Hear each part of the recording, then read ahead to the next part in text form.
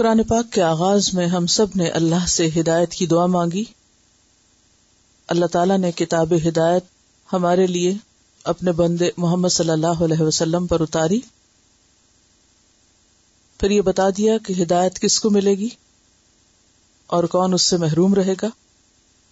انسانوں کے 3 گروہوں کا ذکر کیا گیا اور اس کے بعد اب تمام انسانیت کو خطاب ہے.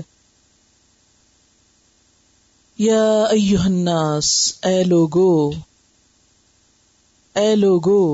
اے انسانوں، اور انسانوں میں سب شامل ہیں، خواہ مرد ہوں یا عورتیں، آزاد ہوں یا غلام، ہر قوم، ہر رنگ، ہر نسل، ہر شکل، ہر زمانے اور ہر مکان کا شخص، کوئی کہیں سے بھی تعلق رکھتا ہو، سب کو خطاب ہے، پوری انسانیت کو خطاب ہے. اس سے پتہ چلتا ہے کہ یہ کتاب صرف مسلمانوں کے لیے نہیں بلکہ تمام انسانوں کے لیے ہے. جیسا کہ ایک اور جگہ پر کہا گیا ھدی للناس، کہ یہ ہدایت ہے تمام انسانوں کے لیے. تو یا ایھا الناس، اے لوگو، کیا کرو؟ اعبدوا، عبادت کرو. اور عبادت کا معنی ہم نے کیا پڑھا تھا؟ کمال درجے کی محبت، کمال درجے کی عاجزی، کمال درجے کی تعظیم اور اللہ کا ڈر. یہ تمام چیزیں مل کر عبادت بنتی ہیں. عبادت کرو یعنی اپنے رب کے آگے جھک جاؤ، عاجزی اختیار کرو، اسی سے ڈرو، اسی سے محبت رکھو، اسی کو سب سے بڑا مانو. ربکم، اپنے رب کی، وہ جس نے تمہیں پیدا کیا جب تم کچھ بھی نہ تھے. جیسا کہ سورۃ الدہر کی پہلی آیت میں آتا ہے هل أتى على الإنسان حين من الدهر لم يكن شيئا مذكورا. کیا انسان پر زمانے کا ایک وقت ایسا نہیں گزرا کہ جب وہ کوئی چیز نہ تھا، کوئی قابل ذکر چیز نہ تھا. لم يكن شيئا مذكورا انا خلقنا الانسان من نطفة امشاج نبتليه فجعلناه سميعا بصيرا. ہم نے انسان کو ایک مخلوط نطفے سے پیدا کیا تاکہ ہم اس کو آزمائیں، اور اس کے لیے ہم نے اس کو سننے اور دیکھنے والا بنایا. تو اے لوگو، اپنے رب کی عبادت کرو. الذی خلقکم، جس نے تم کو پیدا کیا جب تم کچھ نہ تھے، اور صرف تم کو نہیں، والذین من قبلکم، اور ان لوگوں کو بھی پیدا کیا جو تم سے پہلے گزرے. یعنی سب کا خالق اللہ ہے. کس لیے عبادت کرو؟ لعلکم تتقون، تاکہ تم بچ جاؤ. کس سے؟ اللہ کی ناراضگی سے، گناہوں سے، جہنم سے، برے انجام سے. تو اے لوگو، اپنے رب کی بندگی کرو. اب یہاں پر صرف رب کی بات نہیں کی گئی، اپنے رب کی ایک اپنائیت کا احساس دلایا گیا. اور پہچان کس طرح کرائی گئی؟ وہ جس کی وجہ سے تم یہاں ہو آج، جس نے تم کو بنایا. اور وہ عبادت کے لائق ہے اس لیے کہ اس نے ان کو بھی بنایا جو تم سے پہلے تھے، جب کوئی نہ تھا، جب تم بھی نہ تھے. اور اس عبادت میں اس کا فائدہ نہیں بلکہ تمہارا فائدہ ہے. تم جب اس کے ہو جاؤ گے تو اس کو راضی کرو گے اور اس کے ذریعے برے انجام سے بچو گے، دوزخ سے بچو گے. پھر رب کا مزید تعارف کرایا گیا. کون ہے وہ رب؟ الذی جعل لکم الارض فراشا، جس نے تمہارے لیے زمین کو ایک بچھونے کی طرح بنایا، فراش بنایا. زمین کو تمہارے لیے پھیلا دیا. اور فراش میں جیسے کہ پہلے میں نے عرض کیا تھا کہ بچھونے اور بستر کا معنی ہے. اب آپ ذرا بستر کو امیجن کریں کہ بستر انسان کو راحت بھی دیتا ہے، تھکاوٹ کے بعد، تکلیف کے بعد، کام کاج کے بعد. تو بستر کا تصور ہی انسان کے لیے ایک خوش کن تصور ہے. اسی طرح زمین کو اس نے تمہارے لیے ہموار بنایا، بچھونا بنایا، اور پھر بچھونے میں دسترخوان کا معنی بھی ہے، کیونکہ آگے جا کر تمہارے کھانے پینے کی جو چیزیں پیدا کی وہ کیا ہے؟ ایک دسترخوان لگا دیا زمین پر کہ تمہاری ضرورت کی ہر چیز وہاں سے آ رہی ہے. الذی جعل لکم الارض فراشا، کہ تم سکون سے اس پہ کام کرو. ورنہ اگر آپ غور کریں تو زمین کے اندر کیا بھرا ہوا ہے؟ آگ بھری ہوئی ہے. یعنی ہم بھڑکتی ہوئی آگ کے اوپر بیٹھے ہوئے ہیں جو کسی وقت بھی پھٹ سکتا ہے سب کچھ، لیکن اتنی شدید چیز اس کے اندر ہوتے ہوئے بھی وہ ہمارے لیے ایک پرسکون جگہ ہے، سکون سے رہنے کی. والسماء بناء، اور آسمان کو ایک چھت کی طرح بنایا. اور آسمان کو دیکھتے ہی انسان کے اندر ایک سکون کی سی کیفیت ہوتی، ایک پروٹیکشن کا احساس ہوتا ہے. یہ بھی تو ہو سکتا تھا نا کہ ہمیں اوپر کچھ بھی نظر نہ آتا، بس ایک خلا ہی خلا ہوتا، یعنی نیچے زمین تو ہوتی لیکن اوپر ہم دیکھتے تو سوائے ہوا کے کچھ ہمیں نظر نہ آتا، یعنی کوئی رنگ نہ ہوتا اس کا. جیسے بعض اوقات کبھی دھند ہوتی تو آپ نے دیکھا ہوگا کہ فضا میں کیسا رنگ ہوتا ہے، کوئی چیز جب نظر ہی نہیں آتی، کوئی رنگ ہی نظر نہیں آتا تو کتنا ایک اداس سا منظر ہوتا ہے. تو یہ چھت جو ہے وہ تمہیں سکون بھی دیتی ہے، ایک پروٹیکشن جیسے دے رہی ہے. اور اس کو سقف محفوظہ کہا گیا ہے قرآن میں کہ محفوظ چھت ہے، کوئی خوف خطرہ نہیں ہے کہ تمہارے اوپر آ گرے گی. گھروں میں جو چھت ہوتی ہے اس کو دیکھ کے اکثر کیا خیال آتا ہے؟ یہ چھت کے اوپر جو چیزیں لگی ہوئی ہوتی ہیں ان کو دیکھ کے میرا خیال ہے ہر ایک کے ذہن میں یہ خیال ضرور آتا ہے کہ کہیں یہ پنکھا گرنا پڑے، کہیں کبھی یہ بلب نیچے نہ آ جائے. لیکن سورج کو دیکھ کے یا ستاروں کو دیکھ کے آپ کو شاید ہی کبھی خیال آیا ہو کہ یہ ستارے گرنا پڑے مجھ پہ یا سورج گرنا پڑے. تو والسماء بناء، آسمان کو چھت کی طرح بنایا، اور ایک پروٹیکشن کی چیز اور ایک سکون کی چیز اور ایک خوبصورت منظر والی چیز. وَأَنزَلَ مِنَ السَّمَاءِ مَاءً، اور اس آسمان میں کئی فائدے رکھے تمہارے لیے. اور سب سے بڑا فائدہ کیا؟ کہ وہاں سے پانی اتارا، جیسا کہ سورۃ نبا میں آتا ہے آیت نمبر 14 میں وَأَنزَلْنَا مِنَ الْمُعْصِرَاتِ مَاءً ثَجَّاجًا، کہ ہم نے بادلوں سے بکثرت بہتا ہوا پانی برسایا، خوب خوب بارش برسائی. سورۃ الواقعہ آیت نمبر 68-69 میں آتا ہے أَفَرَأَيْتُمُ الْمَاءَ الَّذِي تَشْرَبُونَ أَأَنْتُمْ أَنزَلْتُمُوهُ مِنَ الْمُزْنِ أَمْ نَحْنُ الْمُنزِلُونَ. اچھا یہ تو بتاؤ کہ یہ پانی جو تم پیتے ہو، یہ پانی جو تم پیتے ہو، اسے بادلوں سے تم اتارتے ہو یا ہم برساتے ہیں؟ یہ کس نے برسایا؟ یعنی اگر اللہ تعالیٰ بادل تو لاتا اور پانی نہ اترتا تو ہمارے پاس کیا طریقہ تھا کہ ہم سب اوپر جا کے پانی لے آتے؟ تو وَأَنزَلَ مِنَ السَّمَاءِ مَاءً، اس طرف توجہ دلائی گئی، غور تو کرو، دیکھو تو صحیح کس طرح اس نے آسمان سے پانی اتارا ہے. فَأَخْرَجَ بِهِ، اور پھر صرف پانی اتار نہیں دیا، اس پانی سے تمہارے لیے سامان زندگی پیدا کیا، تمہارے رزق کا سامان کیا،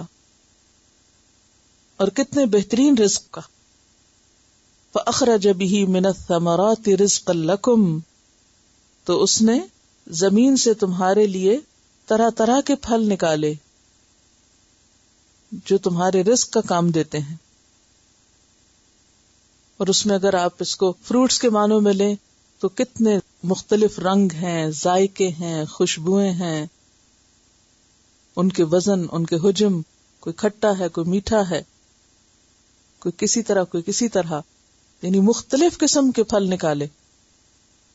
اور اگر آپ ان کو باقی چیزوں کے معنوں میں لیں تو آپ دیکھیے کہ مختلف قسم کی جو دالیں ہیں یا گندم ہے یا چاول ہیں یا اور نباتات جو زمین سے نکلتے، پھر سبزیوں کی انواع و اقسام دیکھیے، پھر ہر علاقے کے مختلف پھل دیکھیے. تو من الثمرات یہ ساری چیزیں ثمرات میں آتی ہیں. پھر اسی طرح آپ دیکھیں کہ نہ صرف انسانوں کے لیے بلکہ اس کے علاوہ تمام جانور، پرند چرند درند، حتیٰ کہ حشرات الارض، ان کے لیے بھی رزق بنایا زمین میں، ان کے لیے بھی رزق پیدا کیا. اور پھر اس کے بعد آپ دیکھیے کہ زمین کے اندر اور کیا کچھ رکھ دیا، کتنی دھاتیں اور کتنی مختلف طرح کے خزانے زمین کے اندر چھپا دیے. فَأَخْرَجَ بِهِ، تو یہاں تو خاص طور پر بارش کا ذکر ہے کہ بارش کے ذریعے، آسمان سے اترے ہوئے پانی کے ذریعے اس نے تمہارے لیے زمین سے رزق نکالا. تو کس طرح آسمان اور زمین باہم ایک دوسرے سے تعاون کر رہے ہیں تمہارے فائدے کی چیزیں پیدا کرنے کے لیے، انسان کے رزق کا سامان کرنے کے لیے. اب دیکھیے کہ ایک پکا ہوا کھانا جو آپ کھاتے ہیں اس کے پیچھے بھی کتنی بڑی ایفرٹ ہوتی، لیکن وہ پکنے سے پہلے جس زمین سے آتا ہے اس میں آپ دیکھیے کہ صرف زمین کا ہی ہاتھ نہیں بلکہ آسمان کا بھی تعاون ہے، اور آسمان سے آنے والے بادلوں کا تعاون ہے، سورج کا تعاون ہے، جس سے مل کر وہ پھل زمین پہ پکتے ہیں یا سبزیاں پکتی ہیں، پھر وہ تمہارے کھانے کے قابل ہوتی ہیں. تو یہ سب کچھ تمہارے لیے کون کر رہا ہے؟ زمین پہ بسنے والا تو کوئی نہیں کر رہا کہ وہ آسمان کو بھی تمہاری خدمت میں لگا دے، بادلوں اور بارش اور باقی روشنی، ہوا، ہر چیز کو. یہ خود سے نہیں ہو رہا، کوئی ہے جو یہ سب کچھ تمہارے لیے کر رہا ہے. فَأَخْرَجَ بِهِ مِنَ الثَّمَرَاتِ رِزْقًا لَكُمْ فَلَا تَجْعَلُوا لِلَّهِ أَنْدَادًا. تو پھر عدل اور انصاف کی بات کرو، جس نے تمہارے لیے یہ سب کچھ کیا تم بھی صرف اس کی عبادت کرو. إِيَّاكَ نَعْبُدُ وَإِيَّاكَ نَسْتَعِينُ، اور اس کے ساتھ کسی اور کو شریک نہ کرو. اندادن کا لفظ جو ہے یہ ند سے ہے، نون دال دال، یعنی اللہ کے علاوہ کسی اور کو اس کی خدائی میں، اس کی الوہیت میں، اس کی ذات میں، اس کی صفات میں شریک مت کرو. وَأَنْتُمْ تَعْلَمُونَ، اور تم سب جانتے ہو کہ باقی سارے کام کون کر رہا ہے؟ اللہ ہی کر رہا ہے. تو جب ساری نعمتیں اس کی طرف سے آئی ہیں تو پھر تم آخر کسی اور کی طرف کیسے توجہ کر سکتے ہو؟ کسی اور کی عبادت بھلا کس طرح کر سکتے ہو؟ اسی لیے ہم دیکھتے ہیں کہ اگلی آیت میں رسول اللہ صلی اللہ علیہ وسلم کے لیے بھی لفظ عبد استعمال ہوا ہے کہ تم اللہ کے رسول کو بھی، جو اللہ کے حبیب ہیں، ان کو بھی اللہ کے ساتھ شریک نہیں بنا سکتے. اب آپ دیکھیے کہ عام طور پر تو ہم سب کہتے ہیں کہ نہیں، ہم اللہ کے ساتھ کسی کو شریک نہیں بناتے، لیکن بعض اوقات ہم اپنی گفتگو میں ایسے ایکسپریشن استعمال کر جاتے ہیں جن میں شرک کا شائبہ ہوتا ہے. اس کی وضاحت ایک حدیث سے ہوتی ہے. بخاری الادب المفرد کی حدیث ہے کہ ایک شخص نے آپ صلی اللہ علیہ وسلم سے کہا کہ جو اللہ چاہے اور جو آپ چاہیں، جو اللہ چاہے اور جو آپ چاہیں. تو آپ نے فرمایا، کیا تو مجھے اللہ کے ساتھ شریک ٹھہراتا ہے؟ یوں کہو کہ جو اللہ اکیلا چاہے، کیونکہ وما تشاءون الا ان یشاء اللہ رب العالمین. تمہارے چاہنے سے کیا ہوتا ہے جب تک کہ اللہ نہ چاہے، جو رب العالمین ہے. تو اگر کوئی شخص یہ کہے جو اللہ چاہے اور جو آپ چاہیں، تو یہ ایک شرک کا جملہ ہے. ایسا کہنا درست نہیں. لیکن ہم عام طور پر کتنی بے سمجھی سے کام لیتے ہیں. ہم کیا کہتے ہیں؟ جو اللہ کی مرضی، جو آپ کی مرضی، اللہ کے حوالے اور آپ کے حوالے. کہتے نہیں یہ باتیں؟ اللہ کا آسرا اور تمہارا آسرا، یہ سب شرکیہ جملے ہیں. فَلَا تَجْعَلُوا لِلَّهِ أَنْدَادًا، اللہ کے ساتھ ایک صیغے میں، ایک جملے میں کسی اور کو مت ملاؤ. تو ایسی بات جس میں شرک کا شائبہ بھی ہو، اس سے منع کیا گیا. ایک اور حدیث میں آتا ہے کہ حضرت عبداللہ بن مسعود نے رسول اللہ صلی اللہ علیہ وسلم سے سوال کیا کہ سب سے بڑا گناہ کیا ہے؟ آپ نے فرمایا کہ اللہ جو خالق ہے اس کے ساتھ کسی کو شریک ٹھہرانا.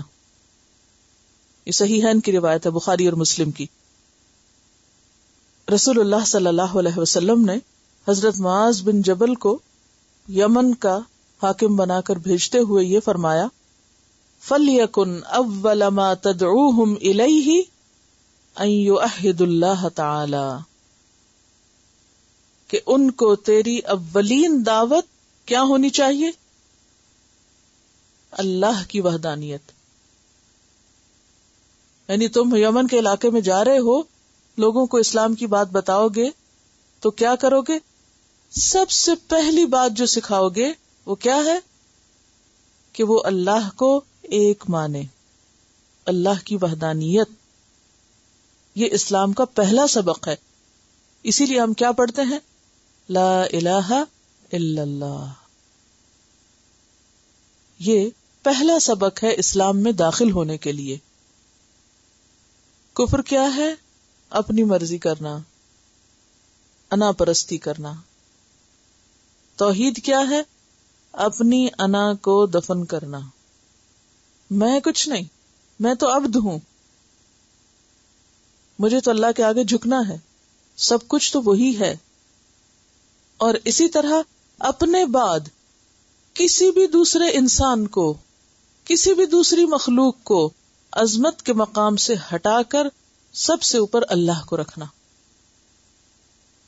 اور صرف یہ نہیں کہ دوسروں کو عظمت کے مقام سے ہٹا کر برابر بھی نہیں رکھنا، نیچے کرنا، سب سے اوپر اسی کو کرنا.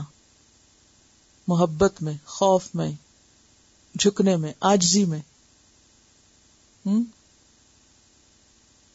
توکل میں، بھروسے میں، ہر چیز میں سب کچھ اسی کو سمجھنا اور کسی اور کو اس کے اندر شریک نہ کرنا. اس کی جتنی بھی صفات ہیں، جیسے وہ رازق ہے، مالک ہے، اس میں کسی اور کو اس کے برابر نہیں کرنا. نیز آپ صلی اللہ علیہ وسلم نے حضرت معاذ سے یہ بھی فرمایا، یا معاذ اتدری ما حق اللہ علی العباد، اے معاذ تم جانتے ہو کہ بندوں پر اللہ کا حق کیا ہے؟ قال اللہ ورسولہ اعلم، انہوں نے عرض کیا اللہ اور اس کا رسول زیادہ جانتا ہے. قال فرمایا ان یعبدوہ ولا یشرکوا بہ شیئا، کہ وہ اس کی عبادت کریں اور صرف عبادت نہیں، اور اس کے ساتھ کسی اور کو شریک نہ ٹھہرائیں، اس کی عبادت میں کسی اور کو شریک نہ کریں. یہ متفق علیہ روایت ہے کہ وہ اللہ کے برابر کسی کو نہ ٹھہرائیں، نہ کسی پیغمبر کو، نہ کسی بزرگ کو، نہ کسی بت کو، نہ کسی پتھر کو، کسی اور چیز کو نہیں. فلا تجعلوا للہ اندادا. ایک شخص آیا حضور صلی اللہ علیہ وسلم کے پاس اور آپ کی تعریف میں بہت مبالغہ آرائی کرنے لگا. تو آپ صلی اللہ علیہ وسلم نے فرمایا کہ لا تطرونی کما اطرت النصارى عیسی ابن مریم، کہ تم مجھے میری حد سے آگے مت بڑھاؤ جس طرح عیسی ابن مریم کو نصارہ نے اپنی حد سے آگے بڑھا دیا. کیا کہو؟ عبداللہ و رسول، اللہ کے بندے ہیں محمد صلی اللہ علیہ وسلم اور اس کے رسول ہیں. نصارہ نے کیا کیا؟ ان کو اللہ کا بیٹا بنا دیا، یعنی اپنے پیغمبر کو اللہ کا بیٹا بنا دیا. تو اگر پیغمبر کو بھی ہم بندگی کے مقام سے اوپر اٹھائیں گے تو پھر یہ بھی شرک میں آ جائے گا. وَإِن كُنتُمْ فِي رَيْبٍ، اور اگر ہو تم کسی بھی شک میں، مما نزلنا علی عبدنا، اس چیز کے بارے میں جو ہم نے اپنے بندے پر نازل کی، فأتوا بسورۃ من مثلہ، تو لے آؤ کوئی بھی صورت اس جیسی. وادعوا شہداءکم، اور اپنے مددگاروں کو بھی بلا لو، من دون اللہ، اللہ کے سوا، ان کنتم صادقین، اگر تم سچے ہو. اس رکوع کے آغاز میں آپ دیکھ رہے ہیں کہ پہلے اللہ تعالیٰ کی تخلیق کا ذکر ہے کہ کس طرح اس نے بندوں کو پیدا کیا، پھر زمین کا ذکر ہے، پھر آسمان کا ذکر ہے. اور اگر زمین اور آسمان کا ذکر ہے اور انسان کا ذکر ہے تو پھر اس کے بعد ہر وہ چیز اس میں شامل ہو جاتی ہے جو زمین اور آسمان کے اندر. توجہ دلائی جا رہی ہے کتاب کی طرف، کہ وہی رب جس نے انسان کو بنایا، جس نے آسمان کو بنایا، جس نے زمین کو بنایا، وہی رب ہے جس نے قرآن کو اتارا ہے۔ اگر اس نے زمین و آسمان بنائے، کھانے کی ہر چیز تمہیں دیا، دسترخوان تمہارے لیے لگا دیا، تمہیں پرامن طریقے سے زمین پر رہنے کا موقع دیا، تو کیا تمہارے لیے ہدایت کا بندوبست نہیں کیا؟ وہ بھی کیا، اور وہ ہدایت قرآن کریم کی شکل میں ہے تمہارے پاس۔ اور اگر تمہیں شک ہے اس بات میں کہ یہ قرآن ہم نے نہیں اتارا، کسی اور کا ہے بنایا ہوا، تو پھر ذرا تم اس جیسی ایک سورت تو بنا لاؤ۔ اور اگر اس کام کو خود نہیں کر سکتے تو جتنے بھی اور لوگوں کو ہائر کر سکتے ہو کر لو، جتنے بھی اور مددگار بلا سکتے ہو بلا لو اللہ کے سوا، اگر تم سچے ہو۔ اب آپ دیکھیے کہ یہاں پر قرآن اپنی سچائی کے لیے لوگوں کو، یعنی سچائی منوانے کے لیے لوگوں کو چیلنج دے رہا ہے۔ قرآن چیلنج کر رہا ہے کس بات کا؟ اگر تم نہیں مانتے مجھے تو پھر اس جیسا کچھ اور بنا کے دکھاؤ۔ اگر تم سمجھتے ہو کہ یہ اللہ کا کلام نہیں، اور بیسیکلی اللہ تعالیٰ خود ہی یہ چیلنج دے رہے ہیں لوگوں کو کہ اگر کسی کو شک ہے کہ یہ اللہ کا کلام نہیں تو پھر کیا کرے؟ اس جیسی ایک سورت ہی بنا لائے۔ یہ چیلنج قرآن پاک میں کچھ اور مقامات پر بھی دیا گیا ہے۔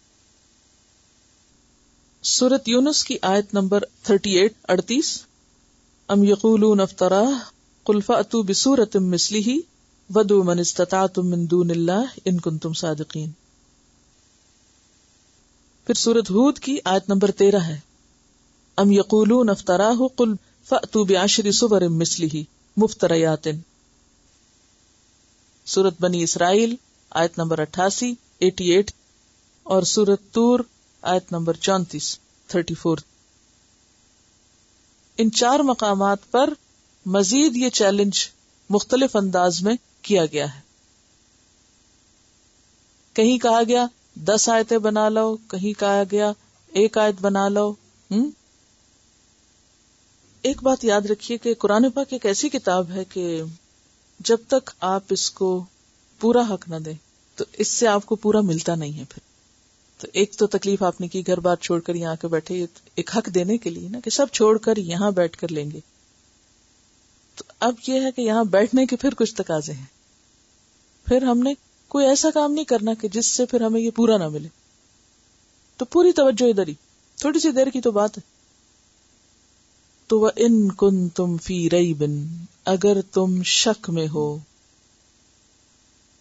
کسی بھی قسم کا شک، کوئی بھی تردد ہے، کوئی بھی تمہارے دل میں خلش ہے، کوئی بھی تمہارے دل میں ایسا خیال ہے کہ پتہ نہیں اللہ کی کتاب ہے کہ نہیں، کسی انسان نے نہ بنائی ہو، کسی جن نے نہ القاء کی ہو، کیونکہ عربوں کے ہاں مختلف کاموں میں جنات کے تصرف ہوتا ہے، ان کے عمل دخل۔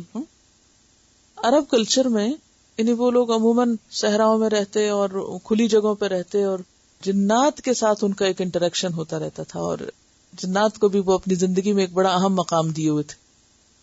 ان کا خیال یہ تھا، جو کہ محض ایک خیال تھا، کہ جنوں کے اندر بڑی طاقت ہے، جن بہت کچھ جانتے۔ بعض یہ سمجھتے تھے جن غیب جانتے۔ عربوں میں سب سے زیادہ جن لوگوں کو ایک قابل قدر مقام حاصل تھا وہ ان کے شعراء تھے، وہ ان کے قبیلے کے نمائندے ہوتے تھے، اسپوکس مین۔ وہ قبیلے کی طرف سے بولا کرتے تھے، کوئی غم کی بات ہوتی، کوئی خوشی کی بات ہوتی، کوئی قبیلے کو اپنے جذبات کا اظہار کرنا ہوتا، اپنی شیخیاں بگارنی ہوتی، اپنا فخر اور تکبر کرنا ہوتا، تو وہ سب کون کرتا تھا؟ شاعر کرتا تھا۔ ان کے یہاں نثر نہیں تھی، یعنی سیدھی زبان میں نہیں لکھتے تھے۔ اب یعنی آپ کو عربوں کی کوئی کتاب نہیں اس طرح کی ملے گی کہ جس میں کوئی کہانیاں لکھی ہوئی ہوں، نو۔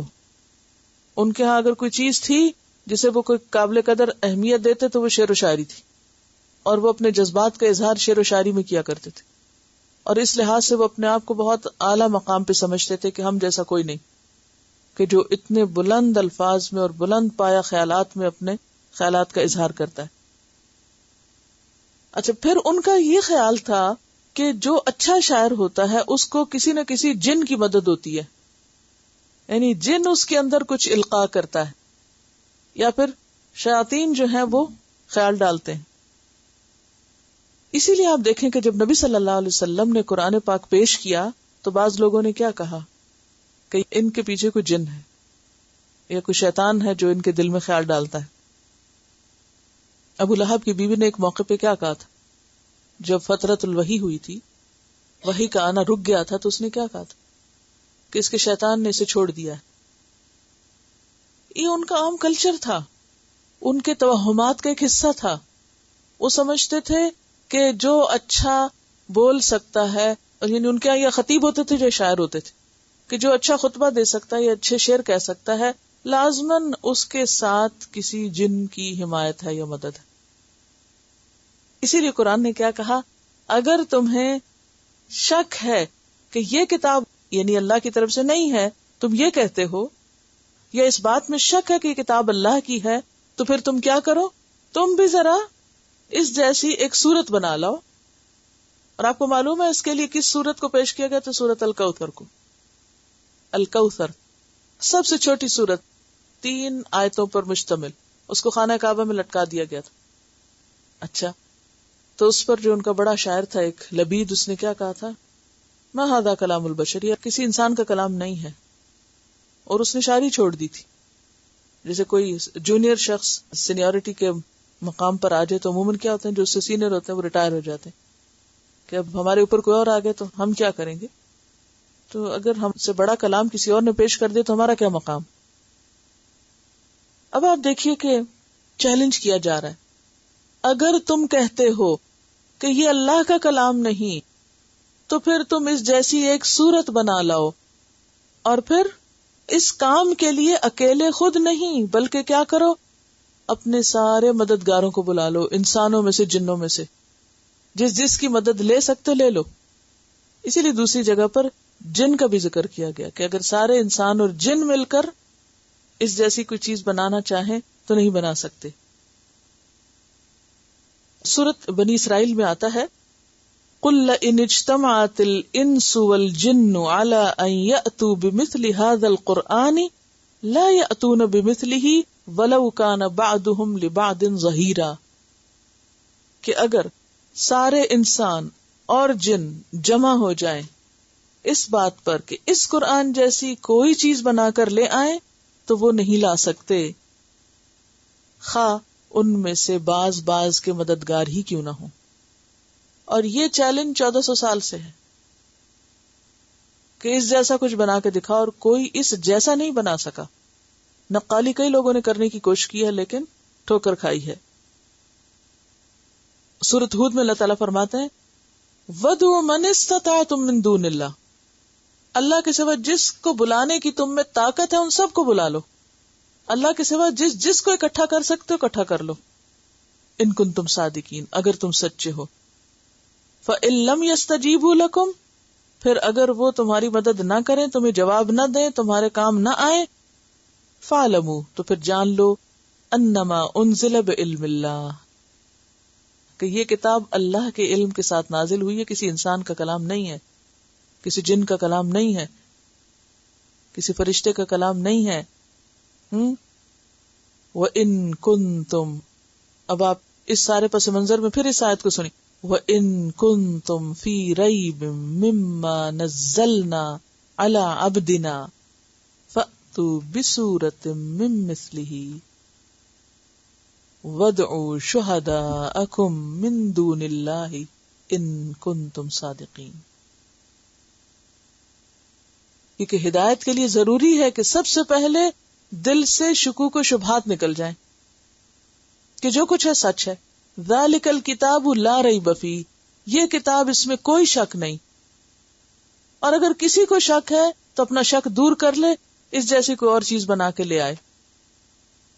فإن لم تفعلوا، پھر اگر تم نہ کر سکو، نہ بنا سکو، ولن تفعلوا، اور ہرگز کر بھی نہ سکو گے. اگر نہ کر سکو، کر سکتے بھی نہیں ہو، ساتھ ہی بتا دیا گیا. کوشش کر بھی لو تو نہیں کر سکتے، تو پھر کیا کرو؟ مان جاؤ کہ اللہ کا کلام ہے. فاتقوا النار، کیونکہ اگر نہیں مانے تو پھر ٹھکانا آگ ہے. فاتقوا النار، بچو آگ سے. کون سی آگ؟ التی، وہ جو، وقودها الناس والحجارہ، جس کا ایندھن انسان اور پتھر ہیں. انسان اور پتھر، جی ہاں. پتھروں کی آگ تو آپ کو معلوم ہے پتھر کی قسم کا کوئلہ ہوتا ہے یا پتھر والا کوئلہ ہوتا ہے، لیکن یہاں صرف پتھر نہیں بلکہ انسان بھی جہنم کا ایندھن ہوں گے. ابن عباس کہتے ہیں کہ پتھروں میں سے تو وہ ان کے بت مراد ہیں جن کو وہ پوجتے ہیں، جیسے قرآن پاک میں آتا ہے انکم وما تعبدون من دون اللہ حسب جہنم، سورۃ الانبیاء آیت نمبر 98، کہ بے شک تم خود اور جن کی تم عبادت کرتے ہو اللہ کو چھوڑ کر، وہ سب جہنم کا ایندھن ہے، فیول ہے، جس سے جہنم کی آگ بھڑکائی جائے گی. تو پتھر ہیں، انسان بھی جلیں گے، اور صرف جلیں گے نہیں، انسان جب اس میں ڈالے جائیں گے تو ان سے آگ اور بھڑکے گی. سمجھ رہے؟ جیسے جلتی پہ تیل ڈالا جاتا نا، تو انسانوں کے جہنم میں جانے سے جہنم کی آگ اور تیز ہو جائے گی. کیوں؟ آپ دیکھیں کہ انسانی جسم کے اندر ایک بڑی مقدار کیلشیم کی ہے، فاسفورس کی ہے. کیلشیم کیا ہوتا ہے؟ چونا ہوتا ہے نا، اس کے اندر سے حرارت نکلتی ہے. کبھی چونا دیکھا؟ اس کے اوپر پانی ڈالیں تو کیا ہوتا ہے؟ گرم ہو جاتا ہے نا، ببل نکلنے لگتے ہیں اس کے اندر سے. یہ کیلشیم ہی ہوتی ہے، وہ چونا ہوتا ہے. تو اس سے تو یعنی کہ خود ہیٹ نکلتی ہے. اور دوسرا فاسفورس یہ جو دیا سلائی ہوتی ہے ماچس، اس کے اوپر جو مٹیریل جلتا ہے جس کو آپ یوں رگڑتے ہیں تو کیا نکلتا ہے اس میں سے؟ شعلہ، آگ. تو یہ دونوں چیزیں تو آگ بھڑکانے والی اور حرارت خارج کرنے والی ہیں. جب جلتی ہوئی آگ، جہنم تو پہلے ہی دہک رہی، اس میں انسانوں کو ڈالا جائے گا تو یہ نہیں کہ وہ آگ ٹھنڈی ہو جائے گی یا مدھم ہو جائے گی، انسانوں کے پڑنے سے وہ اور بھڑکے گی. جہنم کی شدت اور تیزی کو محسوس کرایا گیا ہے کہ اس کو کوئی معمولی چیز مت سمجھو. اس قرآن میں شک کرنا اور اس قرآن سے ہدایت نہ لینا انسانوں کے لیے ہلاکت کا ذریعہ ہے. فاتقوا النار، بچو اس آگ سے. وقودها الناس، دیکھیے انسانوں کا ذکر پہلے ہے، جس کا ایندھن انسان ہے. والحجارہ، اور پتھر ہیں. اعدت، جو تیار کی گئی ہے، کی جا چکی ہے تیار.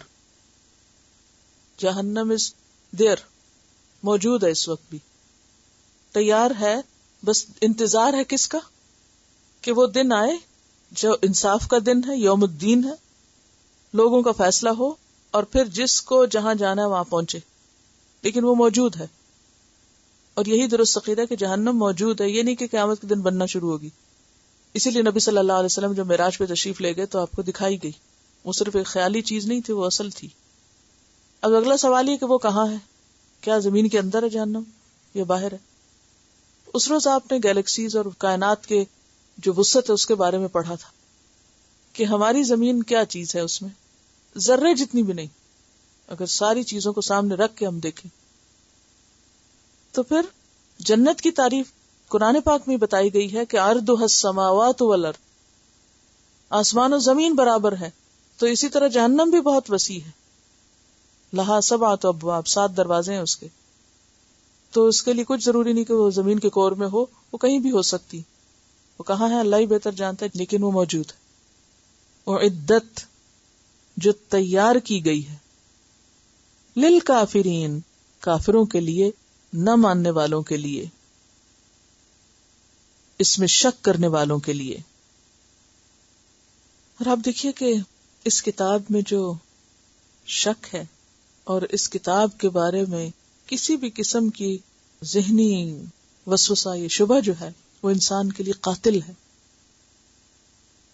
پھر آپ دیکھیے کہ اتنی شدت کے ساتھ کیوں کہا گیا کہ شک دور کر لو اپنا، کیونکہ شک دور ہوگا تو یقین آئے گا. جتنا زیادہ یقین آئے گا کہ یہی کتاب ہدایت کا ذریعہ، انسان اتنا ہی زیادہ اس کے لیے قربانی کرنے کو تیار ہو جائے گا. اتنا ہی زیادہ پھر ہر قیمت پر اس کو پانے کی کوشش کرے گا، اسے چھوڑ نہ سکے گا. وَبَشِّرِ الَّذِينَ، اور خوشخبری دے دو ان لوگوں کو، آمنو، جو ایمان لائے، وَعَمِلُوا الصَّالِحَاتِ، اور جنہوں نے اچھے عمل کیے. اب یہاں صرف یہ نہیں کہا گیا کہ جنہوں نے مان لیا کہ ہاں یہ کتاب اللہ کی طرف سے ہے، بلکہ اس کے بعد اس کو پھر پڑھا، سمجھا اور اس کے مطابق اپنے عمل بدلے، ان سب کے لیے خوشخبری ہے. ان لہم جنات، کہ ان کے لیے کئی قسم کے باغات ہیں، بہت سے باغ ہیں. تجری من تحتها الانہار، جن کے نیچے کئی طرح کی نہریں بہتی ہیں، کوئی پانی کی ہے اور کوئی شہد کی ہے اور کوئی دودھ کی ہے اور کوئی شراب کی ہے. نہ ماننے والوں کا انجام بھی بتا دیا گیا اور ماننے والوں کا بھی بتا دیا گیا. نہ ماننے والوں میں ہر قسم کے لوگ آ جاتے ہیں اور ماننے والوں میں ایمان کے ساتھ عمل والے آتے ہیں. یہ فرق آپ دیکھ سکتے ہیں. تو ایسے ماننے والوں کے لیے خوشخبری ہے جو عمل کریں اچھے، کہ ان کے لیے پھر بہترین باغ ہیں، ان میں ان کے گھر ہیں، نہریں ہیں. کلما رزقوا منہا من ثمرۃ، جب کبھی وہ ان باغوں میں کسی قسم کا رزق، پھل بطور رزق دیے جائیں گے، قالوا، وہ کہیں گے، ھذا الذی رزقنا من قبل، اسی طرح کی چیزیں تو پہلے ہم کھایا کرتے تھے، ایسے ہی چیزیں تو ہمیں پہلے ملی تھی. یعنی جنت کی چیزیں دیکھ کر پہلا کمنٹ یا پہلا تاثر جو اہل جنت کا ہوگا وہ کیا ہوگا کہ یہ تو جانی پہچانی چیزیں. آپ نے دیکھو گا کہ کوئی پھل جب آپ پہلی دفعہ دیکھتے ہیں تو آپ کو کیا ہوتا ہے، آپ کی ایک ریزرویشن ہوتی ہے یا ایک جھجک ہوتی ہے یا سیٹسفیکشن نہیں ہوتی، یا آپ اس کے قریب جاتے ہیں تو پہلے تھوڑا سا چکھتے ہیں ڈر کے، اچھا یہ ٹھیک ہوگا معلوم نہیں، پھر کہتے ہیں ہاں کھا سکتا ہوں. اور عام طور پر آپ نے دیکھا ہوگا کہ بچوں کو کوئی نئی چیز شروع کرانے میں کتنی مشکل ہوتی نا. یعنی جب وہ ایک فوڈ کے عادی ہو جاتے ہیں، کئی بچے اتنے سال دودھ نہیں چھوڑتے، کھانا ہی نہیں کھاتے. کیوں نہیں کھاتے؟ ان کا ٹیسٹ ہی نہیں ڈیولپ ہوتا، ان کو طبیعت ہی نہیں مانتی، وہ دیکھ کے کہتے یہ ہم نے نہیں کھانا. لیکن جن چیزوں سے وہ مانوس ہوتے ہیں، جو ان کو اچھی لگتی ہیں، وہ چاہے ایک عادی ہو انہیں پہ گزارا کرتے ہیں. تو یہ انسان کی ویکنس ہے اور انسان کی ضرورت ہے اور انسان کی ایک طلب ہے کہ وہ اپنی مانوس، من پسند اور جانی بوجھی چیزیں کھانا چاہتا ہے. تو جو عادت ہو جاتی ہے یا جس چیز سے مانوس ہو جاتے، یوز ٹو جسے کہتے ہیں نا، یوز ٹو ہو گئے، اس کے بغیر لگتا ہے پیٹ بھی نہیں بھرا. تو اسی لیے جب وہ جنت کے پھل دیکھیں گے، اگرچہ وہ اپنی کوالٹی میں، اپنے مزے میں، اپنی ہر چیز میں بہت ہی بہترین ہوں گے، لیکن وہ دیکھنے میں ایسے لگیں گے کہ جیسے نون ہے، جانے بوجھے ہیں. اسی طرح کے ہی تو کھاتے رہے ہم. ھذا الذی رزقنا من قبل واتوا بہ متشابہا، اور ان کو اس سے ملتے جلتے ہی دیے جائیں گے. یعنی دنیا کے پھلوں سے کس اعتبار سے ملتے جلتے ہوں گے؟ یوں لگتا ہے جیسے ظاہری اعتبار سے ہی کچھ نہ کچھ ریزمبلنس ہوگی، لیکن یہ ہو سکتا ہے کہ صرف نام کی حد تک ہوگی یا شکل کی حد تک. جیسے قرآن پاک میں کئی پھلوں کے نام بھی آتے ہیں نا، کہ جنت میں کون کون سے پھل ہوں گے. مثلا انار کی بات ہے، انگور کی بات ہے، کھجور کی بات ہے، زیتون کی بات ہے، انجیر کی بات ہے، یا پھر بناناس کی یعنی کیلے کی بھی بات ہے، سدر مخدود وطلح مندود، تو بیروں کی بات ہے. تو اب یہ چیزیں جو ہیں نام بھی وہی ہیں، تو یہ ریزمبلنس کس میں ہوگی؟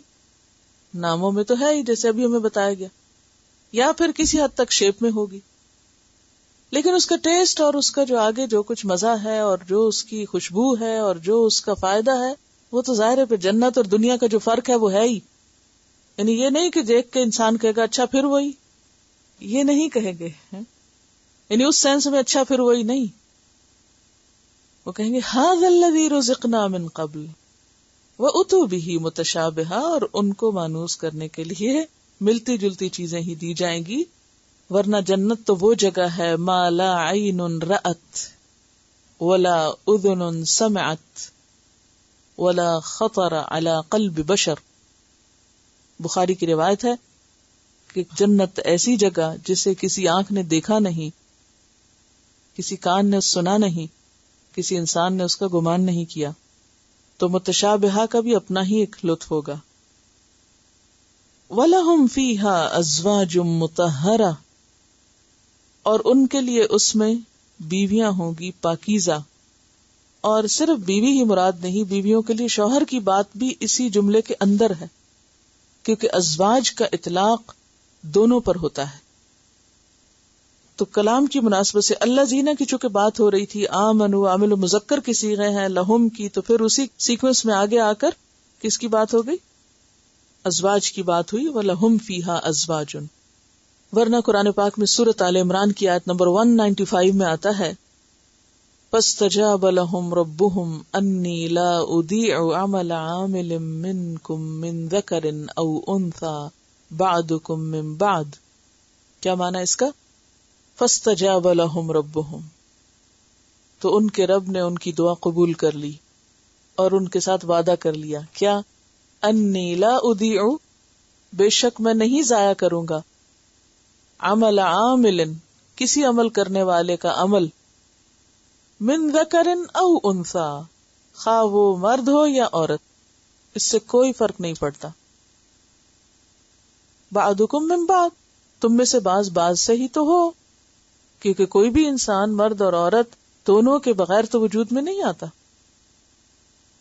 ایکسپشنل صورتیں تو ایکسپشنل ہی ہوا کرتی ہیں، لیکن ہر عورت یا ہر مرد میں عورت اور مرد دونوں کا ہی باہم حصہ شامل ہے.